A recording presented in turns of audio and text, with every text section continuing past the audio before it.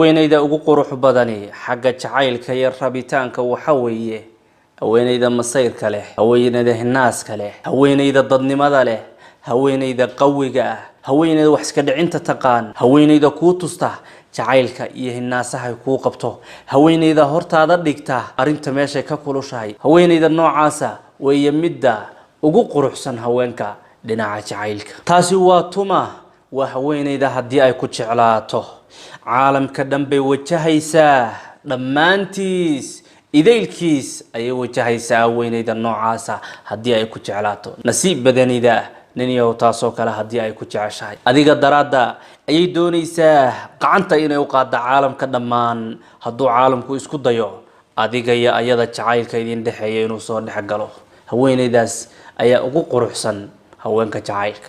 ha iska dayacin midaasi haddaad aragtay ama gacantaada ay ku jirto, ha iska baylehin si aysan ugu dhicin qacan kale oo qeyrkaaya. markaa sidaa samaysid waxaad arkaysaa iyadu inay tahay caalamka dhammaantiis. boqolaal jeer iyo boqolaal jeer ayaad aaminaysaa caalamka dhammaantiis ayadaba inuu ku dhex nool yahay, meel kale aad ka raadinayn. waa haddaad sidaa samaysid iimaankana isku celisid, deganaanshana muujisid, qalbigeeda ha jabin. qalbiga dumarka hadduu jabo waa adag tahay siduu usoo kamo.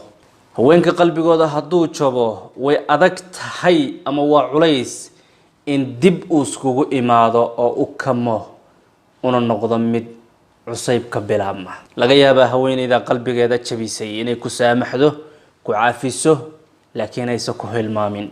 midda noocaasa ee aad haysatid ee dadka ah ee kartida leh ee qiyamka u saaxiibka ah haddaad aragtay ama ay nolosha kula qaybsanayso, u noqonin rageed.